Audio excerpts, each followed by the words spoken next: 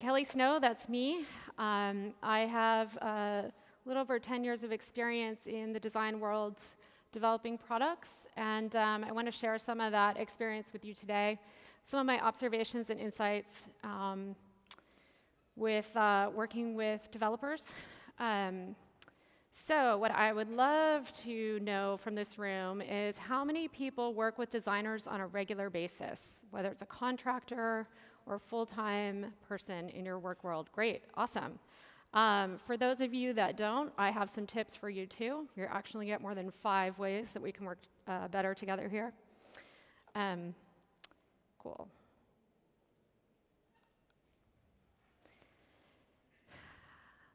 So, does this problem resonate with anybody? Our poor developer is demoing some functionality that spent all night or the past week working on, and the designer is nitpicking on the 1 pixel that's out of place. How does this happen? Why does this happen? What's happening? So our developer is concerned about or happy about solving this problem. The designer is focusing on some work that they weren't expecting to see. And really, each person is reviewing work from their own point of view. So one of the things I'd love to convey throughout this talk today is how we can sort of look from the other side and look at what's actually happening.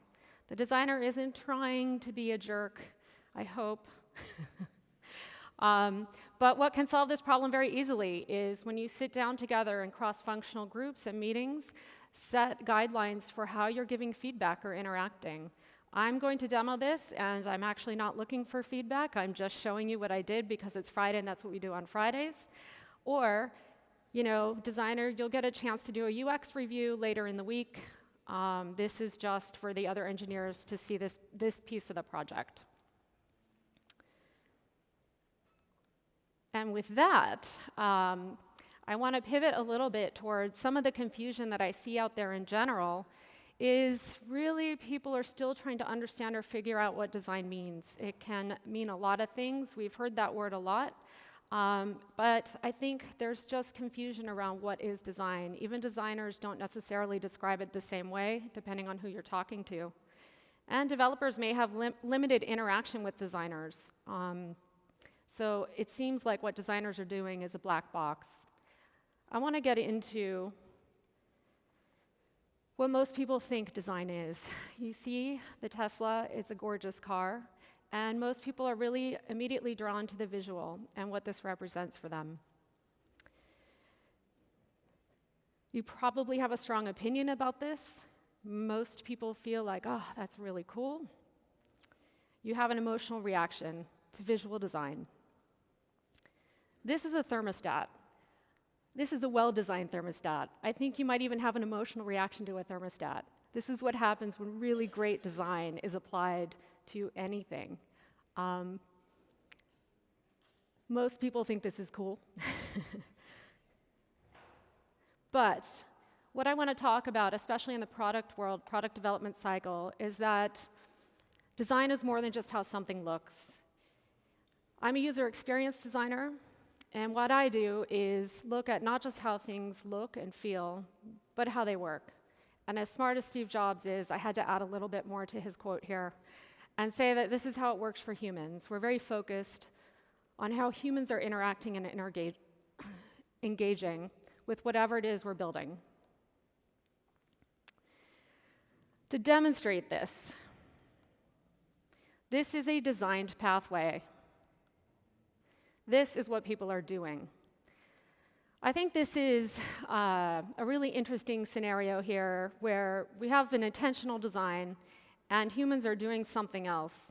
You can guess that riding a bicycle through this gateway is kind of a pain on the left-hand side. You have to slow down. But on the right-hand side, you can keep going at your speed without having to slow down. How do I know this? I actually don't know this.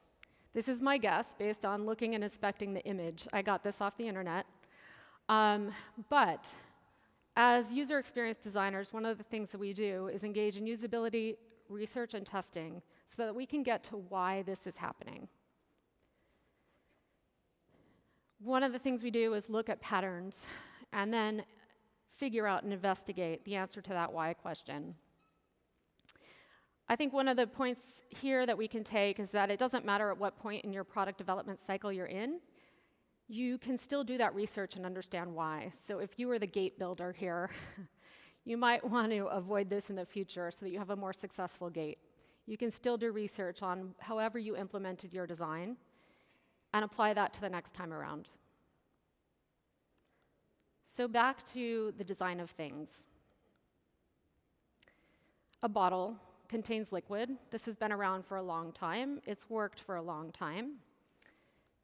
But ketchup is a thick liquid, and people tend to have to pound the glass bottle. An easier way to do it is this new design here, where it's actually upside down, and so the minute you want to use it, you can get the contents out of it. It's just a better experience for humans who want their ketchup.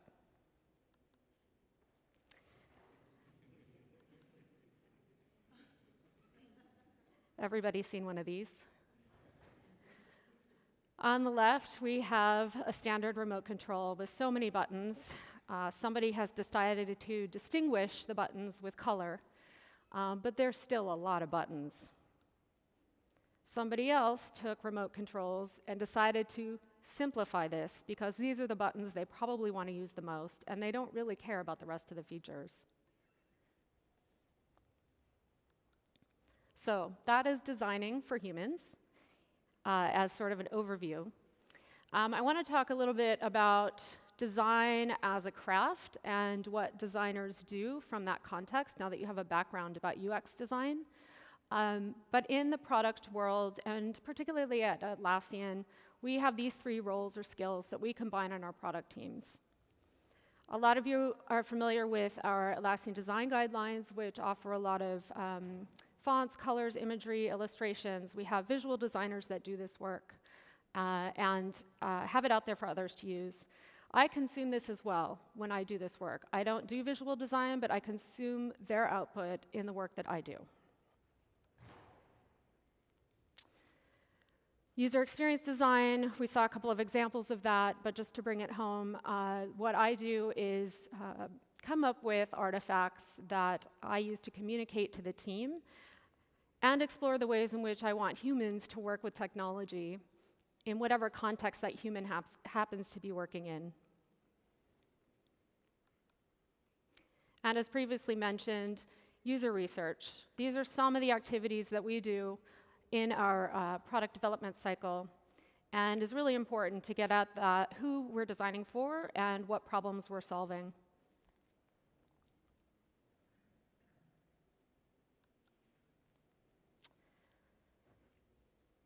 So that's a bit about designers, to give you context if you didn't have that, or it was a gray area in your mind, as it is for many people. And I want to come back to communication and interaction between designers and developers that I sometimes see, and ways that we can improve that. We talk past each other because we're trained in different ways. We practice differently. Engineers understand engineers. Designers understand designers. But we talk as if everyone is in our head right there with us. And that's really not going to work in these cross-functional roles that we have to work in. So it's important to get out of our heads and remember the other person and try and gain their perspective. Words, we need to use them. This is how we communicate. And I think this word has a particular meaning and context to probably a majority of people in the room. I'm going to guess that this is a pull request for a lot of you. But if you're a designer who just rolled off of a project working with marketing, redesigning your press release archive, this is another meaning for PR. My point here is that language is ambiguous. And even within our own technology world, we're talking past each other without even realizing it.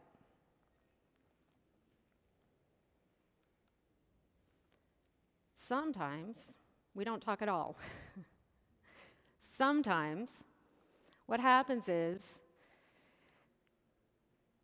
when we collaborate too late in a project, I might hand a design over to an engineer, and Since we haven't been talking, it hasn't been vetted technically, and it's going to be that much harder for that developer to implement. On the other side of that problem, too, if a bunch of technical decisions have been made early without including the designer, we have to design around that, and that might be a suboptimal experience for our end users. We're forced to design around the technology. So in these scenarios, this is what your project timeline might look like. The project starts, we never talk, I hand it over to you. We have problems, we're not collaborating. But there is a way to mitigate this, and a point that I would really like to get across is to work right away between designers and developers. From the minute that project kicks off, have a technical person that's available to that designer for consultation. The timeline you're seeing here is essentially a design process. And I raise it because you may not be familiar with it, and these are touch points in which a developer can certainly engage in the process. Ask your designer, if you have one, to participate in these activities. By the time you get down to that dev work, you're sorting out details that aren't going to be a major impact or surprise in your project. And you've collaborated on this, and you've come to an understanding about what it is you're going to be developing. One final note I would say is to ask your designer as well to prioritize features in their design so that when everybody is crushed at the last minute and you have to descope your project, you're taking away the things that matter less to the end user and keeping the things that are really important. And I think as a designer, all of us are sort of, after some level of experience, you have in mind what are the key features you must have and those things that you're willing to let go when time is short. So communication, in summary, clarify and define your key terms. PR is not always a pull request, and communicate throughout that project.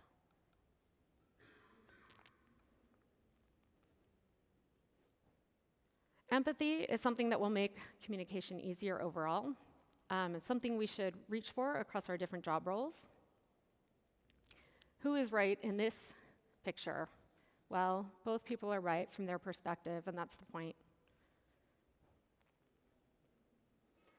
So the goal here is to figure out the other person's point of view. Then you can get beyond whatever that friction might be.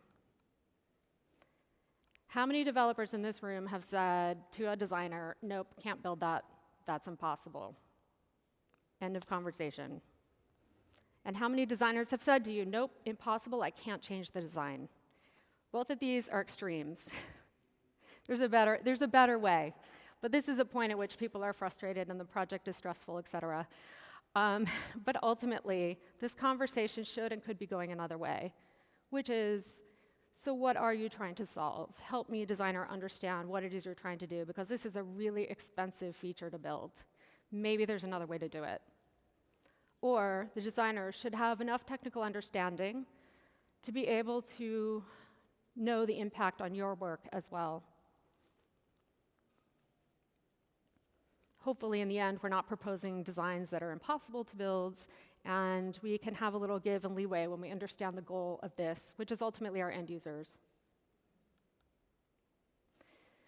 This one is my equivalent of the 1 pixel. This is where I have a design, it's intentional, and my developer has decided that they don't like that label, so they're going to change it. This happens because they're the last one to touch the code. You feel like you own that. I get it, but the point is the design is intentional and it is for the end users, and we want to make sure that what gets out there is the thing we intended, because it's been user tested, hopefully, and we don't want to compromise that user experience. So just a reminder that design is intentional. Try not to make that tweak without talking to your designer first. We don't like surprises. But in the end, it's really about getting that perspective of the other person so that you can begin to have a more collaborative discussion.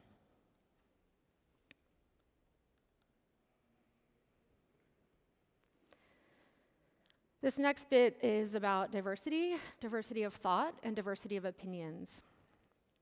We talked about ways that we can kind of come together and collaborate, but we also need to understand and respect sort of our different roles, because that's where I think a lot of the magic happens when it comes to innovation and problem solving.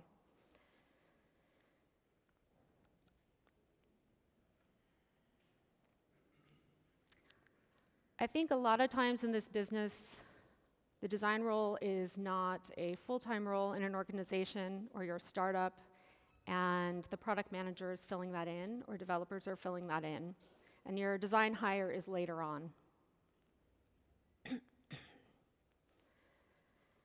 The challenge here, when you're in a scenario like that and producing really innovative product, is your attention is split because you're multitasking across different subject matter areas. Or you can solve problems, but it becomes harder to innovate because you're focused on just getting some of those basics done. It's possible in some of these teams as well that you do have a designer, but that designer is overloaded. They're often a resource that is 10 to 1 to developers. So for every 10 developers, you have 1 designer. So they really don't have the time and attention to spend with you. That's okay, there's some ways around this, but I think what I just want to drive home here is that the diversity of the opinion with the designer included is going to make everybody do better. It'll make the product better. So let's take an example of air travel. I think all of us probably took a flight here, and the travel experience, depending on the airline that you took, was probably not the best experience, the most relaxing experience that you've had. It's typically pretty stressful. It's pretty difficult to even in the boarding process, you're trying to get to the front of the line so there's room for your bag because it's at a point now where everyone is so crowded in there. In the US anyway, most of the airlines don't provide food anymore, even if you're going across the country, so you've got to plan for that. The experience overall is not the most relaxing experience. The point is, the airlines that are out there are solving this problem of moving people from point A to point B. They're in the business of moving people. That whole experience has been lost as people are trying to optimize for revenue.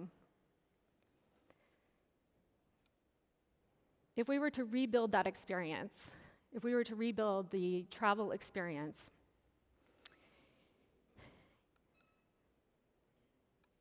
if we only had engineers working on this problem, we might have this amazing aircraft that flies really well, and it can hold anything. Look how functional that is. You can get a helicopter in there, you can get people, you got cargo. Super functional. If you're a product manager,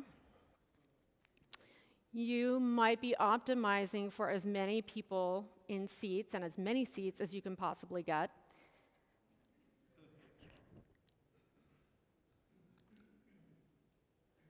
But when you add a designer to that mix and you have all 3 roles, you start getting the best of all worlds. So United Arab Emirates has obviously a very good-looking cabin. It looks much more relaxing than the previous screen that I showed you. But they're focusing on little details like actual cups instead of paper cups, a lounge-like atmosphere, more relaxing, a different kind of service. I think Virgin Airlines is a great example as well. Not only does that look great, but they are also focused on service. And again, this is the human experience. That's part of design. One of the things they do is they take your drink order instead of pushing a cart down the aisle to block the aisle so that you then can't get up and move around. That's intentional. They do things like make their onboarding video entertaining. Some of the other industry players are following suit with that. But they're making it more enjoyable experience overall.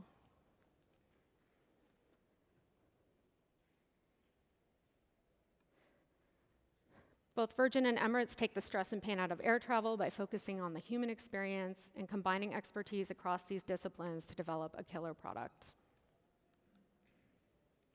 So, the point here already made is designing with a designer will potentially get you a much better product.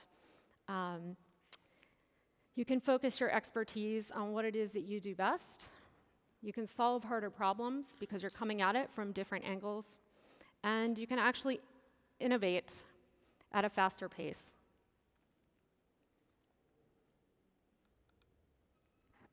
Hi, Lucy. This is Lucy Denton. She's my colleague on the ecosystem design team. And I have Lucy up here because not everybody has the luxury of having a full-time designer on every single product that they do. And for those of you that are add-on developers, Lucy has been working for the past year at all of our Connect Weeks, providing advice and guidance to our developers and our vendors. And that'll continue. I should actually have my picture up here. I will be doing this as well at our next Connect Week in Austin, so that you can have design resources available to you to get the best out of your products. Yay. One more opportunity, if you need to play the role of a designer and engage, the first thing I would ask you to engage in is user research and testing your products with users.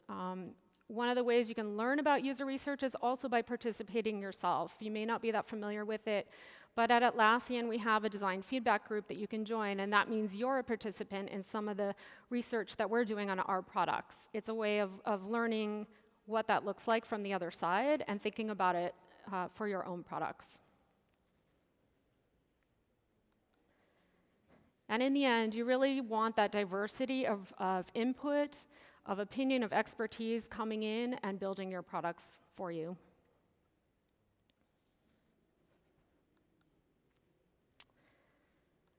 And finally, the final tip I have here is that at Atlassian, we work in a triad model, bringing all of these disciplines together. We are covering business, design, and technology. Sometimes the business is marketing, sometimes it's product management.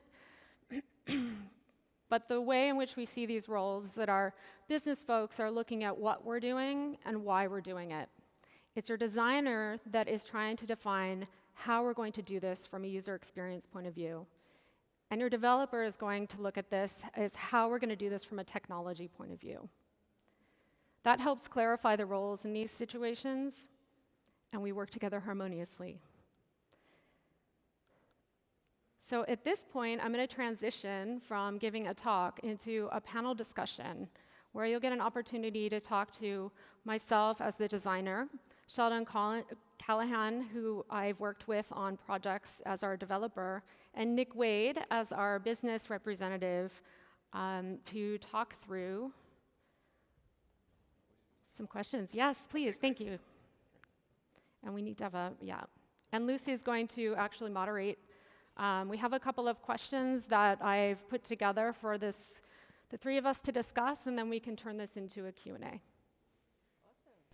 Hello. Oh, gosh. Hi. Okay, I've got some questions for you guys. What do you do if you don't have a designer on your product team? Nick, do you want to take this one first?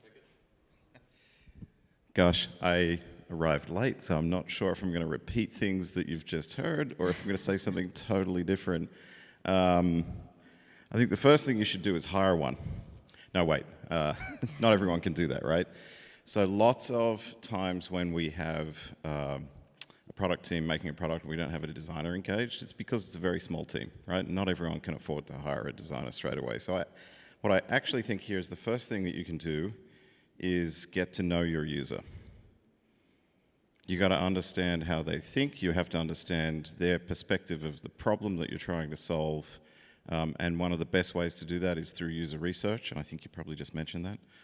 And so I'm a big proponent of doing lots of user research, at least as much as you can. You can do it directly. You can engage with someone else to help you do that. It's as simple as essentially taking your mindset out of thinking about the product that you're technically sort of putting together and going off to talk to users, getting out of the building. In other words, product managers do this all the time. I think the second thing is probably to just be cognizant of being less complex, right? Less is more. Oftentimes without a designer, we put everything in and we're not entirely sure what's going to come out of the melting pot, and sometimes it's the whole melting pot, right? So get to understand how to become a little less complex in your products and reveal complexity as it's needed over time. And Atlassian's got a great set of tools and things available to help you do that. We have our Atlassian design guidelines, and we have some UI kits that you can embed and sort of take advantage of to help you follow similar patterns that we use. And we have all sorts of educational material to help you understand how to be less complex in your product and reveal that complexity over time. And I think the third thing actually is to hire a designer. Like, when you can, hire one. Right? If you're a team of one, don't hire a designer if that's all you can afford. But if you're any other team, hire one. Now, that can come in several forms. Obviously, you can hire a full-time designer if you have that luxury and you have the operational cash flow. But if you don't, there's lots of ways to engage with designers in a professional context through new work platforms, kind of similar to our marketplace, but for people and for services. And so I think that's another thing that I'd consider doing as well. Cool. I just want to add one note on complexity. I don't actually need 2 mics. One of my jobs as a designer is to try and simplify, because there's so much enthusiasm about adding features. And I think anyone who's worked with me will hear, do we really need that? How do we know we need that? And I think it's very hard to make things simple. And that's part of what designers do. Awesome. Question for Sheldon to give you a chance to speak. What are some experiences you've had with a designer that have worked really well, and why? There's a couple. I think the first was a little bit of introspection on myself. And as a developer, maybe having a compulsion to want to say no first. It's like, no, I can't do that. And kind of putting that in check within myself. And then the other thing is to build trust and relationship with the designer, so that I can understand where they're coming from, they can understand where I'm coming from, and also for me to understand, like, why. Like, why are we doing this? So the experience that I had working with Kelly was really successful because we got to know each other. I understood where she was coming from in her process, and we worked through a lot of the problems together. And instead of me saying no, I gave her options. So.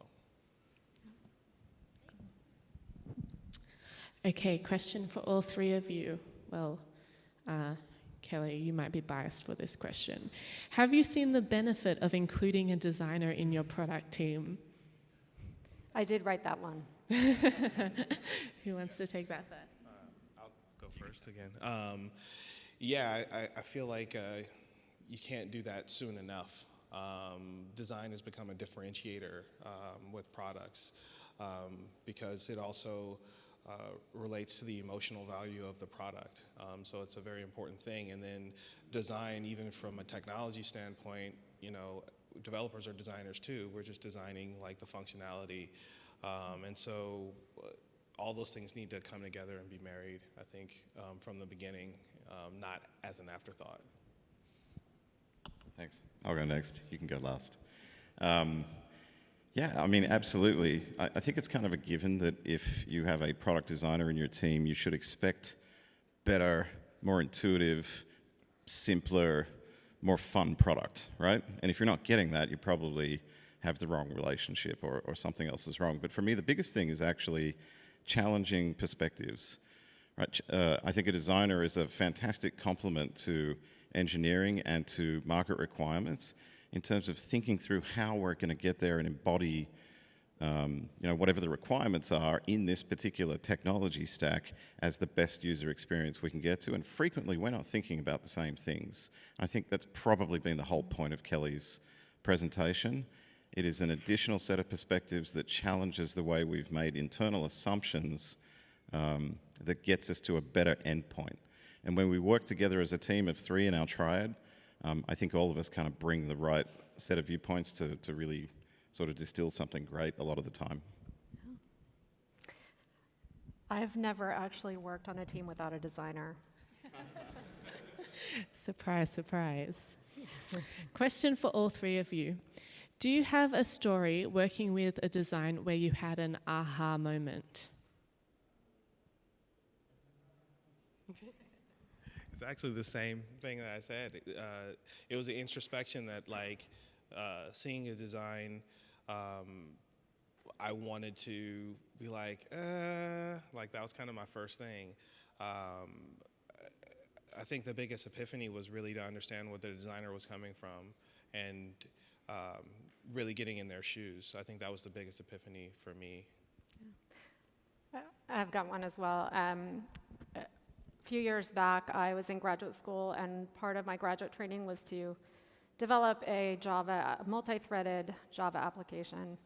That was the moment where I finally understood what all I was seeing was the output. And what do you mean capitals and lowercase has to be, you have to go back and do that separately? I think it's about getting outside of your world and into somebody else's world to understand what they have to go through to get their job done. Yeah, cool. There's so many. Like, I'm an old product guy, both at heart, but also like by career and by training and by experience. And so, like, long before Atlassian, one true aha moment that I had where we engaged a designer in our product process fairly early was a very, very complicated search kind of system, right? These things don't make any sense whatsoever until somebody who's got a sense of how to present information in a visual context shows up and gives you a search a taxonomy that a user can engage with. And so for me, like, that was one of the earlier and more useful moments where we took a very complex set of results and concepts and presented them in a product that gained extraordinary adoption and praise afterwards for the simple fact that people could navigate millions and millions of documents in one screen. So that was pretty cool. Awesome. One more? Yeah, one more before we open it up to the floor. The three of these people are on the ecosystem team. So can you think of a design problem that we should be solving in the ecosystem today? Kelly, I feel like you should take this one first. Let's go with one. Let's go with one. So to me, solving design problems in ecosystem covers a gamut where there are many experiences and we have many users. We have vendors, customers, developers, and then within that, variations of user goals. I think what would be very good for ecosystem is to get more clarity on who you are as our users and do a better job designing more specifically for your needs. I think we have a general idea, but I would love to drill in on that more. Okay. Do either of you want to? So I'm only allowed one, so I'm going to talk about what I think about all the time, right, every day. I'm focused on the product. We have 3,000 plus add-ons from all of you in our marketplace, and they range from the simplest, most intuitive and delightful things I've seen through to the most extraordinarily complex, engineering-centric sorts of experiences. And I wish the problem we could solve was to offer everybody a designer for hire, right? As and when you need it. We can't do that. It's not something that we can scale today. But what we can do is keep going down the path that we've already started. And so I'm excited for us as a company to continue on the path of bringing out better components and libraries for you to all engage with, along with the guidelines to help you understand how to do it. I think the things that come up for me is that I see a lot of things that people don't look at as design, like documentation. That's a big thing. Documentation should be designed well. Should be easy, functional to use. And if there was anything that we've started the process on that I'm happy about, but it still has a long way to go, is that process. Yeah. Okay, and I did lie. I do actually have one more question specifically for you, Nick. Do well-designed add-ons perform better on the marketplace? That's a funny one. Like, instinctively, obviously the answer is yes, but there's also some weird exceptions to the rule too. But the point is actually well-designed add-ons in terms of their presence as well as the product experience tend to perform better. And I mean that all the way through from understanding your buyer, the value benefit message that they care about that hooks them to get interested in your add-on in the first place, the getting started experience when they trigger the install and the post-install hook fires and something shows up in their product, all the way through to then how they interact with your add-on. And generally speaking, we see where things are really well designed, and it's a little bit subjective and qualitative at times, but where we see things that are really well designed, they tend to perform pretty well quickly. And for me, that's a good signal that good design helps. It is also true that there are some exceptions to the rule where extraordinarily valuable products have a bit of a complex experience and they also perform very well. And so I just wanted to reflect that. But definitely, yes, good design certainly helps success, achieve success faster. Thank you. Thank you, Lucy. Great. We have a couple of minutes. Does anyone in the audience have a question for these three? Oh, there's quite a few. You're an Atlassian, so I'm going to ask someone else first. Hi, I'm Raymond from EasyBI. I want to ask, how do you approach redesigning things when users have already used to the previous, maybe not so usable design, and when you change something too much, they might be frustrated, at least initially. So do you try to do it incrementally, or better fewer times and some more radical redesign? Yeah, so there is a, right now in the design industry, discussion around this is to do incremental design, that it's less of a shock to the system for end users, and that if you do it subtly and well, they will come along with you. So that's kind of the short answer to this one. You can be the judge with our new ADG3 designs that are about to be unveiled with our products. We did that in a different way. But fundamentally, we didn't move things around so significantly. We don't think users are going to get lost. I would be a little surprised if we see a Facebook group called 1 Million Strong for old Jira interface, but let's just see what happens. Another question. Thank you. So, it seemed like your first and last advice was hire a designer. So, 2 questions, and I realize hiring in general is hard. So I don't. But how do you find a good designer for your team or your product if you don't have one? And assuming you succeed at that, how do you empower a designer who's on a team that maybe historically hasn't had a designer? How do you bring them into the process, and give them a chance to make things better? Yeah, good 2-part question. Can I start? Yeah. And then you might want to add some stuff. Well, talking of hiring is definitely hard, right? And I think that design is one of the harder functions to find right now. If you're hiring full-time, you just got to keep meeting people and go at it. So there's lots of practices, but the key thing is that you establish a working relationship with someone who is going to gel with your team. So for me, it's actually more about the person than it is about experience or anything else. I tend to look for aptitude and for a great sort of cultural fit with the people that they're going to work with. And this can be for a full-time hire or also for a contract gig, right? So the other way to hire a designer is to engage with someone on a site like Upwork, put out a contract for a small thing, and go through an experiment. And if it works, keep iterating. If it doesn't work out, move on to the next one. So there's multiple ways to hire. I really think you've got to focus on the people aspect to get the right people. Not that they have to think exactly the same things that you do that would be antithetical to the goals of a good design fit in your team, but so that they will work well in your team. How do you empower them? The second part, I think you've got to have a bit of process, actually. You've got to think about it proactively ahead of time. Or maybe you can do it after time, but you've got to have a little bit of structure to say these are the roles and responsibilities of each person in the group. And then have the honesty and the transparency to say to each other, if that's working or if someone's overstepping the bounds, and sort of not feel like we try to practice at Atlassian that you can make mistakes and not feel as though you're being personally attacked for having that pointed out.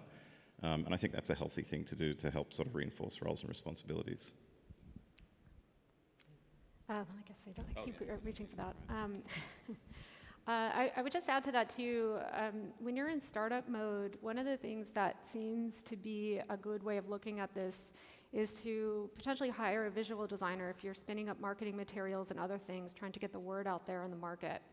And that skill set is probably best suited for that.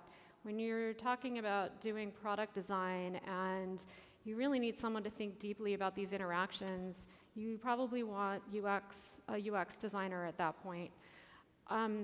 I know this is all about balancing resources, money, and who's available to hire, but one thing I would add in there is it's very hard to do UX on a contract basis and be really good at that. In part, that's because you really need to spend time to get your head around this, and contract is, it's often very short in duration, so you really can't gain insight when you're working in small increments and chunks. Another question. I'll do one from this side.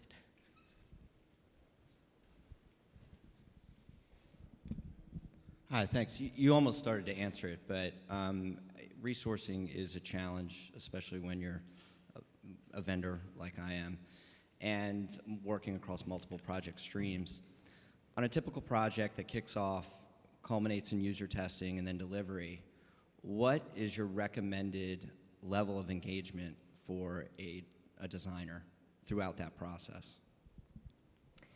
Someone that works with you full-time or someone that you're contracting? No, they work for us full-time. Full-time. But we have, tons of projects, and Yeah. like you mentioned, resourcing and balancing that is a challenge. So prioritizing your projects, you probably have an idea of what some really high priority projects are, and you probably want that designer to be very focused on that. And then I would consider sort of a service level agreement plan with your designer where you might have some smaller things and they can consult. Someone else puts in the effort to design and they can come in and make comments and reflect on the work that's been done. That will get you some improvement for sure, and it's a lightweight way of getting design feedback, is getting those design reviews. There's also, I was gonna talk about usertesting.com, but that's really a research tool as opposed to getting design expertise. But that's how I would approach that, and some projects are just gonna have to suffer without a designer. We can probably do one more question. Ralph, okay. The Atlassian question. This is a multi-part question in 54 parts. It's something that you said, Nick, that triggered this question. That's something I'm looking into that I thought maybe I'd pose to the three of you is you were talking about user experience of your add-on. Specifically, I'm interested in the onboarding of a user. So after a user triggers the install, what are some best practices in terms of user experience for onboarding a new user to an add-on? From all three perspectives, I'd love to hear. Okay. Can I respond first? Yes, please. Since you named and shamed me, I'm going to go first. The context I think about that in is conversion, right? There's multiple contexts. There's users in the sense of people who are actually going to be engaging with your add-on directly day to day. If you've got a Confluence page macro, you've got a Jira tool that's in the issue panel, like whatever. Those are not the people that I was thinking about when I sort of mentioned that note, but that is interesting to think about too. So the context I was thinking about is, today's install flow. It's triggered by an administrator of one of our product instances, except for a few cases in Bitbucket and HipChat, right? And what we found is that by providing a post-install hook that allows an add-on to fire something to get that person started in the add-on's journey, it's very helpful in terms of conversion, really helpful, especially if your add-on has configuration that's required after install, right? If it's not just click and fire and off you go, then presenting a simple introduction and a few key steps to get moving really helps the first person get engaged and get on board. And I think that to some degree, like that could be true for more complex user add-ons as well. Although I'd love to see lots of add-ons that are so intuitive that that's unnecessary for an end user, right? It's not always the case. But certainly having an introduction for a person to get them through their first funnel steps is going to increase the conversion. That's what I care about, because my job is to help this business work so that you sell licenses and that we all grow together, definitely take advantage of post-install and fire up an introductory something. And that's both for end users and administrators, potentially. Where one of the challenges is in Jira and Confluence, the admin is not the end user. And how do you make that connection for people who are logging in for the first time and they don't know something new has been installed? I think it's the same concept of firing up a dialogue saying, new thing over here, is the way to get users to understand there's something new. Yeah, I was only going to echo that. The idea of kind of giving somebody a little mini tour is also helpful for me because I want to know where things are, sorry, how they work. So, yeah. I'm going to add a quick caution. If they get onerous, those things, like you tend to see people skipping out of them, so they should be short and sweet. That's like the user tours, especially if there's a number of them. So just one caution on that. Cool. Thoughts on that point? User testing, user testing, user testing. Cool. Awesome. right. Well, we are out of time, so I'll let Kelly and Sheldon wrap up. Yeah.